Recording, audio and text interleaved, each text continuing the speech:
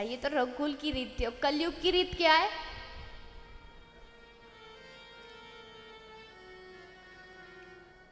कलयुग रीत यही चलाई, काम निकाला और लात लगाई। कलयुग की रीत है। भाड़ में जाए वादे सारे, जो प्रतिज्ञा की सब।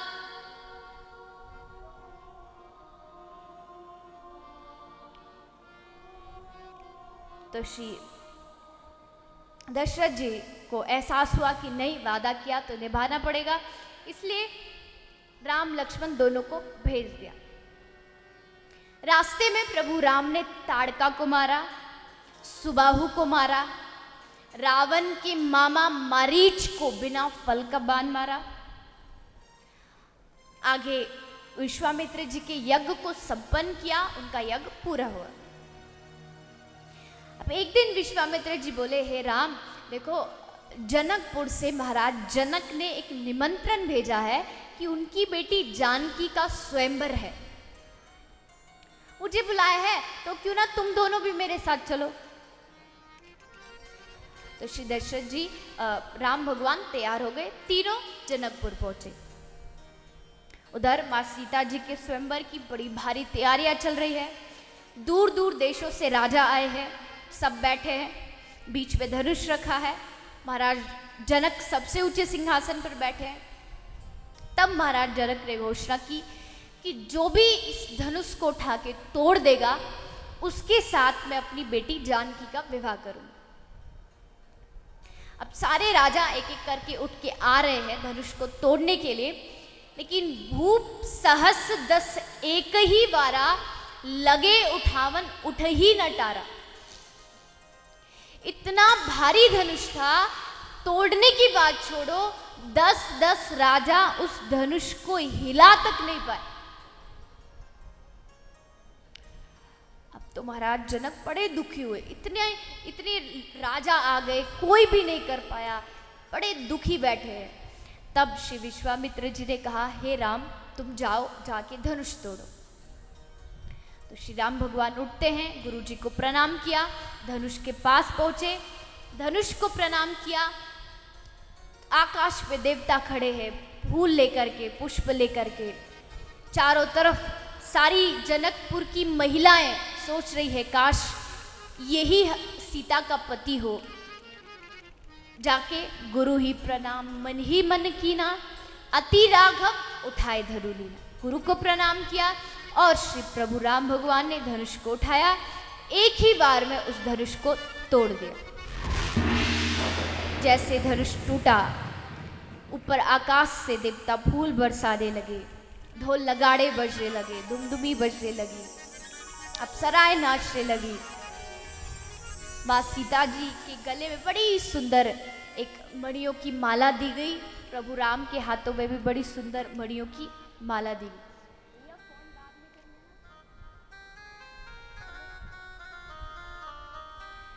तो मणियों की माला लेकर के सीता जी आई प्रभु राम के पास। राम भगवान सामने खड़े, माँ सीता जी खड़ी है। अब कहते हैं कि जो सीता जी थी वो प्रभु राम से थोड़ा छोटी थी, राम भगवान लंबे से थे। अब जैसे वह सीता जी आई, सोच रही है गले में माला डालूं, पर वहां तक हाथ पहुंच नहीं रहा। सोचा कैसे माला डालूं, उछल के डालूंगी तो सखियां मजाक उड़ाएंगी कि देखो इसको शादी की कितनी जल्दी पड़ी है, थोड़ा इंतजार नहीं कर सकती।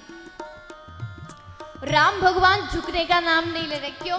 अगर झुक गए तो उन्होंने सोचा मेरे सखा कहेंगे अभी तो विवाह नहीं हुआ, अभी से पत्नी के सामने झुकने लगा तो बाद में क्या करेगा, इसलिए वो भी खड़े, दोनों खड़े। अब बहुत देर हो गई खड़े खड़े। तो सीता जी की जो सखियां थी उन्होंने विश्वामित्र जी की तरफ इशारा किया, बोले महाराज अपने चेले को समझाओ थोड़ा नीचे झुके। विश्वामित्र जी बोले देखो मेरा काम था राम को विवाह के लिए मनाना, वो मैंने कर दिया, अब तुम बच्चे का खेल, तुम बच्चे जानो, मुझ संत का उसमें क्या काम, तुम जानो और तुम्हारे राम जानो। अब वो सारी फिर स्त्रियों ने जनक महाराज को कहा, महाराज आप ही कहो सर झुकाने के लिए।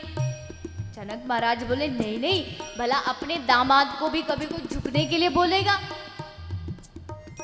नहीं नहीं, मैं नहीं कर सकता। कौन करे? अंतिम में लक्ष्मण जी से कहा, महाराज आप ही कुछ करिए। लक्ष्मण जी बोले नहीं नहीं, मैं भी नहीं कह सकता झुकने के लिए, पर हाँ कुछ उपाय सोच सकता हूँ, कुछ रास्ता निकाल सकता हूँ। तो लक्ष्मण जी उठ के आए, आके सीधा राम भगवान के चरणों में लेट गए। राम भगवान बोले वाह कितना अच्छा भाई है मेरा, जब भी खुशी होती है हमेशा पैरों में ही पड़ा रहता है। आज तो मेरा विवाह है इसलिए बड़ा खुश हो रहा है। अब 5 मिनट हो गई, 10 मिनट हो गई, भगवान बोले हाँ हाँ लक्ष्मण मैं समझ गया, तू बड़ा खुश है आज, अब तो उठ जा। तब भी नहीं उठे। आखिरकार में प्रभु राम ने झुक कर के जैसे लक्ष्मण जी को उठाया, मां सीता जी ने गले में माला डाली। बोलिए सियावर रामचंद्र भगवान की। उसके बाद प्रभु राम ने भी मां सीता के गले में माला डाली और दोनों का विवाह संपन्न हुआ। वहीं पर राम भगवान के छोटे 3 भाइयों का विवाह मां सीता जी की छोटी 3 बहनों के साथ हुआ। अब कुछ दिनों तक सारे अयोध्या में रहे। उसके बाद जो सीता जी की माँ थी उन्होंने कहा कि अब तो आप हमारे दामाद बन गए, अब आप कुछ मांगिए, आपको कुछ चाहिए तो राम भगवान ने कहा हे माँ वैसे तो कुछ चाहिए नहीं, पर आप देना ही चाहती हो तो ऐसे करो, जितने भी मेरे बराती आए ना कुंवारे, उन सबका विवाह आप जनकपुर से ही करा दो। सिंगल आए थे इनको डबल करके भेजो। तो सारे जितने भी अयोध्या के थे जो आए थे सबका विवाह जनकपुर से कोई कन्या ढूंढ के सबका विवाह कर दिया। अब महाराज एक दूल्हा नहीं 4 दूल्हा नहीं, पता नहीं कितने दूल्हे बन गए। और पहले तो होता था ना कि बारात कई दिनों तक रुकती थी ससुराल में, घी बुरा खा के आती थी। अब तो सब खत्म। तो एक बारात पहुंची, रात को खाया पिया। बारात जाती किस लिए? बोले महाराज गोलगप्पे खा के आएंगे। बराती इसीलिए जाते खाने को मिल जाए और फिर थोड़ा नाच लेंगे बस। तो सारे बड़े खुश हुए और फिर सब लोग वापस अपने अयोध्या आए। सारी माताओं ने खुश होकर अपनी पुत्र वधुओं का स्वागत किया, सम्मान किया, सबका सत्कार हुआ। धीरे धीरे समय बीता। एक दिन श्री दशरथ जी महाराज ने ये घोषणा कराई कि अब मेरी उम्र बहुत हो गई, तो इसलिए अब कल मैं अपने बेटे राम को अयोध्या का राजा बनाऊंगा। जैसे ही अयोध्या में ये बात फैली कि कल राम राजा बनेंगे, चारों तरफ खुशियां छा गई। सबने अपने घरों में दीपक जलाए, केले के खंबे लगाए। अरे कल हमारे प्रभु राम हमारे राजा बनेंगे। इतनी खुशी मनाई कि कहते हैं कि उस उत्सव को देख के स्वर्ग में बैठे देवताओं को भी जलन होने लगी और मन में विचार आया कि कैसे इस उत्सव में बाधा डाले। तो किसकी बुद्धि को भ्रष्ट करें? तो अयोध्या में एक स्त्री रहती थी, दासी रहती थी, जिसका नाम था मंथरा। बड़ा अद्भुत पात्र है मंथरा रामायण में। जिसको भी पड़ोसी के घर में झगड़ा कराना हो, मंथरा को गुरु बना लो, जम के झगड़ा हो। आप अगर उसका पूरा चरित्र सुने, उसको बार बार माँ कैकेयी ने थप्पड़ मारा, उसको डांट लगाई कि तू चुप हो जा, नहीं रुकी, गिरी, फिर उठी, फिर माँ कैकेयी के कान भरे।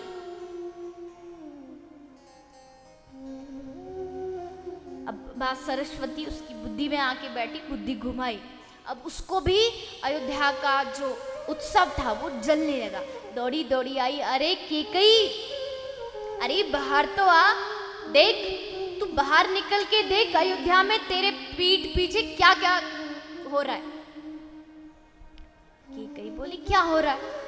बोले, हे महारानी केकई, आपको पता नहीं, महाराज दशरथ ने ये घोषणा की है कि कल वो राम को राजा बनाएंगे, आपको बताया? केकई ने जैसे सुना कि राम राजा बनने वाला है, मां केकई खुशी से नाचने लगी। गले में जो हीरो का हार था उतार के मंथरा को डाल दिया। बोले, अरे मंथरा, तूने इतनी अच्छी खुशखबरी सुनाई, मांग, तुझे क्या चाहिए? देखिए, सोच के देखिए कितना प्रेम था मां केकई को प्रभु राम के प्रति, बहुत प्रेम था।